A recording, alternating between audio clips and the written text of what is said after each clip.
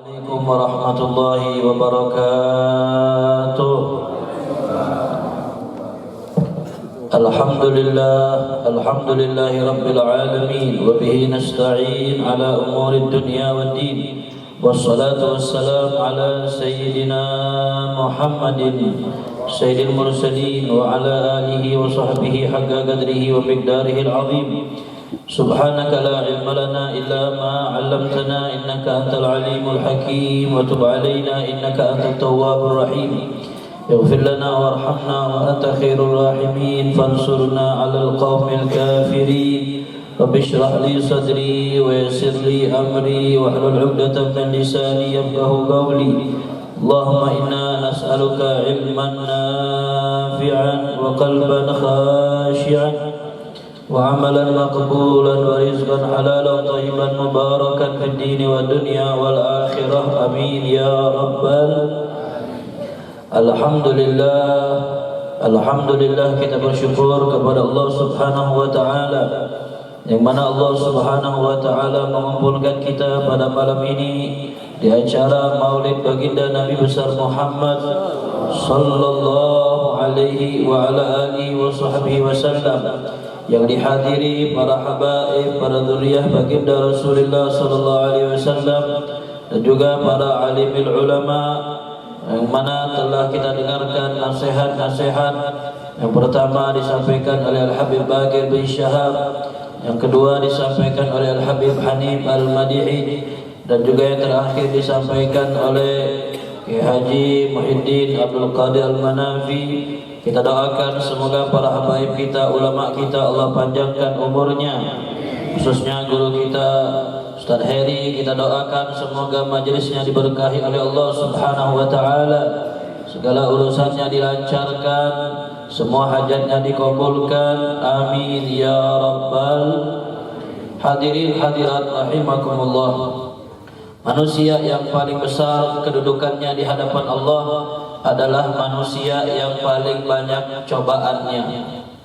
Kita lihat bagaimana baginda Nabi Muhammad sallallahu alaihi wasallam adalah manusia yang paling tinggi derajatnya di sisi Allah, karena Nabi Muhammad adalah manusia yang paling banyak cobaan di dalam hidupnya.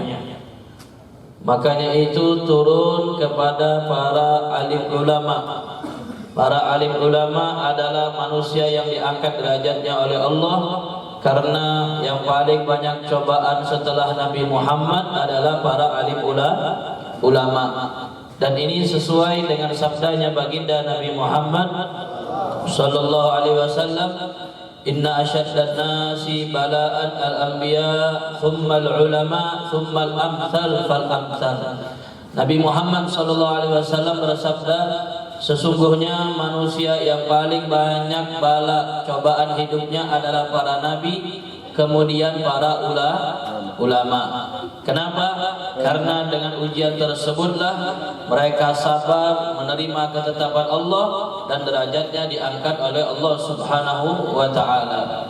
Tadi kita dengar Pak Kiai menyatakan anaknya mendapatkan musibah, kecelakaan. Kita doakan semoga cepat sembuh, semoga menjadi sebab diangkat derajat beliau, diampunkan dosanya, dan insya Allah cepat pulih kembali seperti sedia kalanya, amin ya rabbal. Yang mana ini tidak ada yang menduga bala musibah bisa dialami oleh siapapun dan kapanpun. Namun bedanya orang Islam, umat baginda Nabi Muhammad, mereka kalau mendapatkan ujian hatinya masih tenang, pikirannya tidak kacau. Tetapi kalau orang yang imannya lemah, jauh dari Allah dan Rasulnya, ketika mendapat musibah langsung bingung, galau, kacau, susah berpikir, seakan-akan tidak ada Tuhan. Kalau mendapat ujian langsung bawaannya marah, ngamuk-ngamuk gak jelas. Kadang-kadang kalau dapat ujian lupa, gak nerima, nangis, bahkan sampai pingsan. Dengan kabar suaminya kawin lagi, nangis-nangis, pingsan. Dengan kabar suaminya meninggal, alhamdulillah, hilang beban hidupnya. Masya Allah, tabarakallah. Allah Subhanahu wa taala menyatakan di dalam Al-Qur'an, ma asaba min musibatin illa biidznillah wa may yu'min billahi yahdi qalbah. Allah Subhanahu wa taala menyatakan tidaklah terjadi musibah kecuali atas izinnya Allah. Dan orang beriman ketika mendapat musibah maka hatinya dibimbing oleh Allah. Hatinya diberikan pengetahuan dan kesabaran.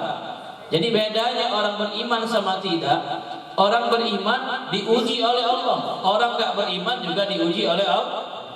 Bedanya orang beriman ketika diuji oleh Allah bisa menata hatinya. Yang pertama dia langsung sadar bahwasanya ini dari Allah dan dia menerima semua ketetapan dari Allah. Yang kedua dia husnudzon, berbaik sangka. Oh, bisa jadi diberikan musibah Allah ingin angkat derajat, Allah ingin ampunkan dosa. Bisa jadi diberikan derajat yang tinggi di sisi Allah yang kita tidak tahu. Ibu misalnya diberikan musibah, anaknya sakit, sedih, galau, tapi orang beriman di hatinya selalu menyadari, oh ini mungkin Allah memberikan peringatan kepada saya bahwasanya anak adalah titipan Allah. Yang paling sayang kepada anak saya itu Allah, bukan saya. Yang paling perhatian adalah Allah. Allah berikan sedikit penyakit supaya saya ingin kembali kepada Allah Subhanahu wa taala. Ya, tadi kita dengar Pak Kiai, Masya Allah beliau menyempatkan waktunya walaupun anaknya sakit. Dan juga saya sebetulnya di rumah sakit, istri saya melahirkan, menyempatkan waktunya lumayan buat tambahan bayaran. Benar gak kira-kira? BPJS-nya belum ada, makanya bayar. Tambahin atuh, tambahin doa insya. Ini adalah ciri umat Nabi Muhammad yang ketika mendapat musibah langsung kembalinya kepada Allah. Alladzina idza asabatuhum musibatun qalu inna lillahi wa inna ilaihi raji'un ulaika alaihim salawatun min rabbihim wa rahmah wa ulaika humul muhtadun. Inna lillah itu bukan untuk orang meninggal. Inna lillah setiap dapat musibah. Nabi pernah suatu hari masuk rumah tiba-tiba mati lampunya. Maka ketika itu Nabi mengucap inna lillah. Siti Aisyah bingung, ya Rasulullah, kenapa mengucap inna lillah? Hanya mati lampu, bisa dihidupkan kembali.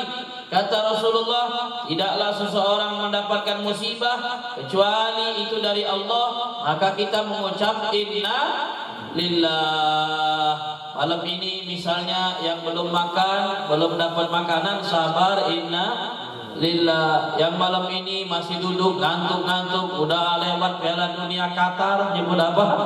Inna lillah. Yang malam ini belum gajian, belum cair, inna lillah. Yang malam ini lagi ngerokok, Habib ceramah mengucapkan nauzubillah. Habib ngerokok juga tapi gak lagi ceramah. Nah, semua orang beriman menyerahkan kepada Allah. Apabila kita bisa melakukan hal demikian, maka musibahnya menjadi nikmat. Musibahnya menjadi ladang pahala. Ya, sabar itu berat, tapi kehilangan pahala sabar itu lebih berat. Ketika diuji oleh Allah, langsung sabar, susah. Tetapi ketahuilah kalau kita gak sabar, hilang pahala yang besar, hilang balasan yang udah Allah siapkan. Kehilangannya itu lebih berat daripada kesabaran. Tiba-tiba dengar suami kecelakaan, langsung ingat ini dari Allah, inna lillah. Tiba-tiba dengar anak-anak kita diganggu di sekolah, langsung tenang menyebut inna lillah. Kalau setelah dapat musibah, ngamuk-ngamuk, marah-marah gak jelas, gak terima, saya gak terima, kenapa bisa begini? Padahal saya udah ibadah, ya Allah, ini apa maksudnya? Marah-marah, besoknya baru ingat, ya Allah saya lupa kemarin ini hilaf, innalillah, gak dapat pahala, lewat Bu. Yang dinilai itu pertama kali dengar kabarnya, pertama kali musibahnya. Innamas sabru inda sadmatil ula. Kata Rasulullah, sabar itu ketika benturan pertama. Ya, dengar kabar anak sakit, langsung innalillah. Ya Allah, mudah-mudahan ini jadi sebab diangkat derajat orang tuanya. Dengar kabar dapat musibah, langsung ingat. Ini yang dinilai sabar. Sabar ketika pertama, jangan panik. Nah, bagaimana bisa? Kalau orang sudah dilatih kesabarannya, dilatih imannya, maka hatinya akan tenang ketika mendapat musibah. Pernah suatu hari baginda Nabi Muhammad SAW mendapat musibah yang sangat besar, yaitu musibah wafatnya anak beliau Ibrahim. Ibrahim ini anak Nabi laki-laki yang Nabi tunggu udah lama, yang Nabi dambakan, yang Nabi idam-idamkan. Bahkan ketika lahir anaknya Ibrahim ini senang baginda Nabi Muhammad. Senang Pak, saking senangnya dibawa di Ka'bah, dibawa tawaf keliling kota Mekah, dilaporkan dengan sahabat, ke Madinah dilaporkan dengan sahabat, saya punya anak laki-laki, adakah kalian yang mengucapkan selamat kepada saya? Nabi kalian punya anak keturunan, nanti dari sinilah anak keturunannya laki dengan laki terus sampai kepada Nabi Muhammad. Nabi bangga, Nabi gembira. Subhanallah, belum genap usianya 2 tahun, ketika Nabi lagi di luar, Nabi berdakwah, Nabi sedang dengan kesibukannya, ada sahabat melapor, ya Rasulullah, inna Ibrahim qad ihtadar. Wahai Rasulullah, Ibrahim sekarang sudah memang menangis, hati emang sedih, tetapi tetap terima takdir Allah dengan mengucapkan inna lillahi wa inna ilaihi.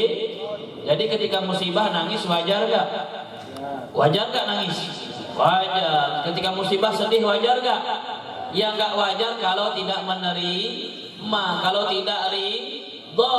Nangis boleh, ya mau nangis berjamaah juga boleh. Biasanya orang-orang yang susah kumpul sama orang susah, saling curhat. Gimana nih? Aduh, pasaran sepi nih, cicilan belum lunas, online sepi, belanja nggak ada. Gimana kita? Ayo nangis bareng-bareng dah kita. Gak apa-apa, nangis boleh. Tapi yang penting tetap raditu billahi rabban wa bil islami dinan wa bi Muhammadin, tetap mengucap inna lillahi wa inna ilaihi. Ini yang dicontohkan Nabi Muhammad.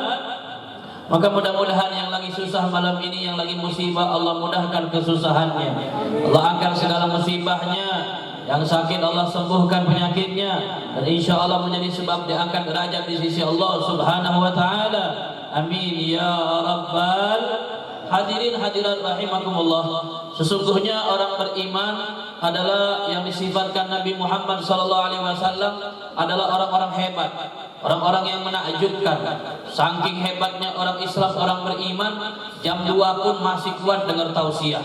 Hanya orang beriman yang kuat, Bu. Kalau orang nggak beriman nggak mau dengar tausiah jam 2 malam, mending dia pulang, teduh kopi, rokok di Samsu, Isnin, Salasa, Arba'ah, nonton Piala Dunia. Mending ibu-ibu tarik selimutnya, ambil bantal dan gulingnya, tidur, bismika Allahumma ahya wa bismika. Inilah hebat orang beriman. Nabi udah bilang, sabarnya itu tingkat dewa. Sabarnya tingkat, sabar gak ada batasan orang beriman. Yang bilang sabar ada batasannya itu bukan orang beriman, bukan. Itu bukan perkataan orang beriman. Kalau perkataan orang beriman, sabar tidak ada batas. Kapan kita berhenti sabar? Gak pernah. Tiap hari kita sabar. Sholat berat kita sabar, ninggalin maksiat berat kita sabar, cari nafkah halal susah kita sabar. Makanya baginda Nabi Muhammad SAW bersabda, ajaban li amril mu'min, inna amrahu kullahu lahu khair, wa laysa dzalika li ahadin illa lil mu'min. Kata Rasulullah SAW, sungguh hebat orang beriman, luar biasa. Ajaban, kalau bahasa kita ajib, ajib itu apa artinya? Bu, ajib itu apa artinya? Hebat, ajib, tapi pakai ain, ajib. Malam ini ajib, pakai ain. Nanti kalau Haji Abid bersidang, malam ini ajib, malam ini ajib. Kalau malam ini ajib, itu artinya jawab. Malam ini jawablah, malam ini terserah ente. Itu beda artinya. Yang benar itu pakai ain, ajib, ajaban, hebat, top. Orang beriman, Nabi ngakui, ajib kata Nabi, ajaban, luar biasa. Orang-orang Cibaduyut, masya Allah, mantap. Kenapa? Inna amrahu kullahu lahu khair. Semua urusannya baik semua, semua urusannya hebat semua. Apa maksudnya? In asabathu sarra syakara. Kalau dapat nikmat dia bersyukur, alhamdulillah. Wa in asabathu dharra sabara. Kalau dapat musibah dia sabar. Inna, itu hanya orang beriman beriman yang bisa melakukan, kata Rasulullah. Nikmat ingat Allah, alhamdulillah. Cobaan ingat Allah, innalillah. Yang bisa melakukannya hanya orang beriman yang diakui kehebatannya oleh baginda Nabi Muhammad. Maka kunci kehidupan, kata Imamul Haddad, adalah syukur atas nikmat Allah, sabar atas ujian Allah. Insya Allah semuanya jadi masuk surga. Amin ya Rabbal, amin ya Rabbal. Dapat nikmat, alhamdulillah, syukur. Dapat musibah, sabar, inna. Makanya Bu Terakhir sebagai penutup, di Irak dulu ada orang aneh, gadis, wanita cantik, hidungnya mancung, wajahnya cantik, kulitnya putih, alisnya tebal, bulu-bulu tipis, masya Allah, luar biasa. Jalan keliling Irak, bawa aki-aki tua, umurnya sudah tua, mukanya muka-muka wal asri, udah mau habis, ya, baunya bau tanah liat, dibawa dituntun sama dia sambil ketawa ketiwi sambil bercanda keliling kota Irak.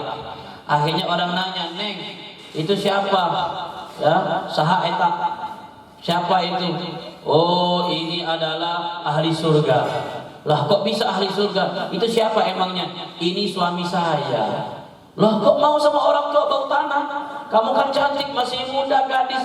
Ya, bisa kamu cari orang yang lebih muda, orang kaya, orang ganteng. Enggak, saya pilih dia karena dia ahli surga. Lah kamu? Saya juga ahli surga. Kok bisa? Dia kan dapat saya cantik, nikmat dari Allah, dia bersyukur, alhamdulillah. Saya dapat dia tua, bau tanah, musibah. Saya sabar, inna lillah. Yang syukur, yang sabar, dua-duanya ahli surga. Nah, ini banyak di sini pasangan syukur dan sabar. Ya, dua-duanya ahli surga. Yang jelek dapat cantik, syukur, alhamdulillah. Orang syukur di mana? Masuk surga. Yang muda dapat yang tua, bau tanah, sabar, inna. Orang sabar di mana tempatnya? Nah, itu kata beliau, asyakir wasabir dakhalan. Yang syukur dan sabar dua-duanya masuk surga. Malam ini saya bersyukur, alhamdulillah. Mudah-mudahan jadi ahli surga. Bapak malam ini sabar, inna. Kenapa Habib syukur? Ya, saya kan dapat amplop, Bapak enggak. Benar enggak? Yang bersyukur siapa? Saya, alhamdulillah. Insya Allah menjadi ahli surga. Bapak dapat apa? Hah? Dapat ceramah. Dapat apa? Dapat kebulian. Nah, berarti syukur juga. Alhamdulillah. Itu aja kuncinya, syukur dan sabar. Mudah-mudahan bisa kita jalankan, bisa istiqomah, dan mudah-mudahan dicatatkan menjadi ahli surga. Amin ya Rabbal. Kita tutup dengan doa, mudah-mudahan doa kita diijabah oleh Allah Subhanahu wa taala. Amin ya Rabbal. Bismillahirrahmanirrahim. Alhamdulillahirabbil alamin. Allahumma shalli wa sallim ala sayyidina Muhammad wa ala ali sayyidina Muhammad. Allahumma ij'al jam'ana hadza jam'an marhuma, tafarraqana min ba'dihi tafarruqan ma'suma, wa la taj'al bina wa la ma'ana wa la man hawalaina syaqiyan wa la mahruma bi rahmatika ya arhamar rahimin. Allahumma la tada' lana dhanban illa ghafarta, wa la hamman illa farajta, wa la maridan illa syafaita, bi rahmatika ya arhamar rahimin. Rabbana atina fid dunya hasanah wa fil akhirati hasanah wa qina adzabannar. Wa sallallahu ala abdika wa nabiyyika sayyidina Muhammad wa ala alihi wa sahbihi wa sallam, walhamdulillahi rabbil alamin. Qabul sirril Fatihah.